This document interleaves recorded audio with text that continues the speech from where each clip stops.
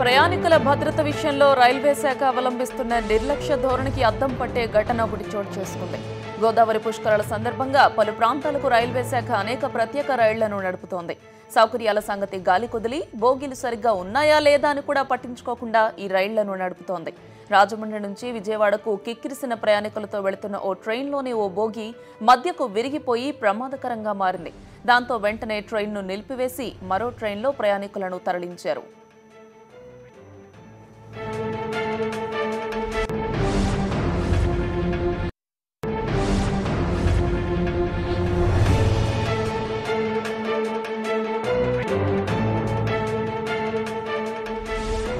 దీనికి సంబంధించి మరింత సమాచారం మా కరెస్పాండెంట్ వినాయక్ అందిస్తారు. వినాయక్, చెప్పండి, ఈ సంఘటన రైల్వే శాఖ నిర్లక్ష్యానికి ఒక నిదర్శనంగా భావించవచ్చంటారా?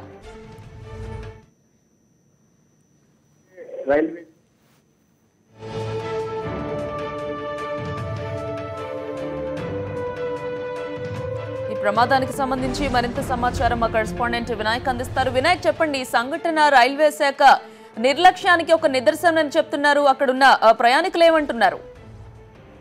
గౌతమి, దక్షిణ మధ్య రైల్వే అధికారుల నిర్లక్ష్యంగా ఈ సంఘటన చెప్పుకోవచ్చు. ఈ రోజు ఉదయం 6-6:30 గంటల మధ్యలో ఈ సంఘటన చోటు చేసుకుంది. రాజమండ్రి నుంచి విజయవాడ బయలుదేరిన పుష్కర ప్రత్యేక ట్రైను ఈ ఉంగుటూరు అంటే తాడేపల్లిగూడెం దాటిన తర్వాత ఉంగుటూరు రైల్వే స్టేషన్ సమీపంలో ఈ సంఘటన చోటు చేసుకుంది. రైల్వే స్టేషన్ అంటే ఉంగుటూరు రైల్వే స్టేషన్ ఆగిన కొద్దిసేపటికి 1 కిలోమీటర్ బయలుదేరిన తర్వాత అంటే ఆ వేగం 30 కిలోమీటర్లు 20 నుంచి 30 కిలోమీటర్ల మధ్యలో వేగం ఉన్నట్టుగా తెలుస్తుంది. ఆ సమయంలో ఒక్కసారిగా బోగి మధ్యలో విరిగిపోయి ఒక బోగి రైల్వే ట్రాక్ మీద ఒరిగిపోయినట్టుగా తెలిసి ఈ నేపథ్యంలో వెంటనే రైలును ఉటావుటున నిలుపుదల చేయడం జరిగింది. ఆ తర్వాత ప్రత్యేకమైన సింహాద్రి ఎక్స్ప్రెస్ లో ఈ ప్రత్యేక ట్రైన్ లో ఉన్న పుష్కర భక్తులందరినీ కూడా విజయవాడ తరలించడం జరిగింది.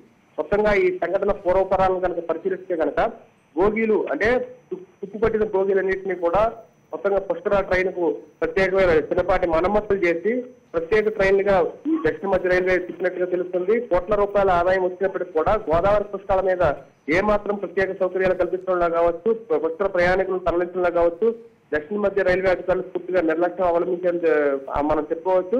ప్రతి ట్రైన్ కూడా దాదాపుగా 5 నుంచి 7 గంటల పాటు ఆలస్యంగా నడుస్తున్నాయి. నిన్న సాయంత్రం రావాల్సిన 3 గంటలకు ఈ ట్రైన్ రావాల్సి ఉన్నప్పటికీ కూడా ఈ రోజు ఉదయం 6 గంటలకు ఈ ప్రాంతానికి చేరుకుందంటే ట్రైన్లు ఎంత ఆలస్యంగా నడుస్తున్నాయి. ఒక ప్రణాళికాబద్ధంగా వీళ్ళు విధులు నిర్వహించలేదు, ప్రణాళికాబద్ధంగా దీన్ని రైల్వే శాఖ పుష్కరాలను తీసుకోలేదని కూడా అర్థమవుతుంది. అన్ని శాఖలు కూడా ఒక ప్రణాళికాబద్ధంగా ముందుకు వెళ్తున్నప్పటికీ కూడా రైల్వే శాఖ ప్రత్యేకమైన ట్రైన్లు మేము వేసాము, లక్షలాది మంది భక్తుల కోసం అవసరార్థం కోసం మేము ప్రత్యేక ట్రైన్ నడిపామని చెప్తున్నప్పటికీ కూడా ఈ బోగీల్లో నాణ్యత లేదు. కనీసం బోగీల యొక్క భద్రత, బోగీల్లో ప్రయాణం ప్రతిరోజు కంటే కూడా దాదాపుగా ప్రతి బోగీలను కూడా రెట్టింపు సంఖ్యలో 2-3 రెట్ల సంఖ్యలో భక్తులందరూ కూడా ఈ ట్రైన్ ఆశ్రయించి వెళ్తున్న పరిస్థితి కనిపిస్తుంది.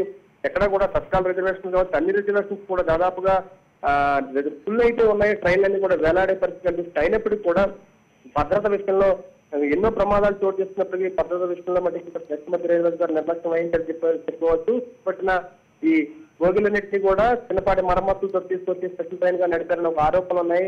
ఈ వ్యవహారంలో దక్షిణ మధ్య అధికారుల నిర్లక్ష్యం మీద అధికారుల నిర్లక్ష్యం మీద ఇక్కడ ప్రజలు తీవ్ర ఆగ్రహం వ్యక్తం చేస్తున్నారు. ఉదయం 6-6:30 గంటల సంఘటన జరిగిన తర్వాత గంట వరకు కూడా వీరిని ఎవరు పట్టించుకున్న నాదులు ఎవరు లేరు. ఆ తర్వాత వీరికి రైల్వే శాఖ సమాచారం అందడంతో అటుగా వస్తున్న సింహాద్రి ఎక్స్ప్రెస్ లో వీరందరినీ కూడా తరలించడం జరిగింది. అప్పటికే సింహాద్రి ఎక్స్ప్రెస్ కూడా దాదాపుగా పూర్తి స్థాయిలో నిండిపోయి ఉంది. వారందరినీ కూడా అందులో పంపించి ఆ తర్వాత 2-3 బోగీలు అంటే ఏ బోగి అయితే విరిగిపోయిందో ఆ బోగి 2 బోగీలు అదేవిధంగా వెనక బోగిని కూడా ప్రస్తుతం ఆ ట్రాక్ నుంచి తొలగించే ప్రయత్నం చేస్తున్నారు.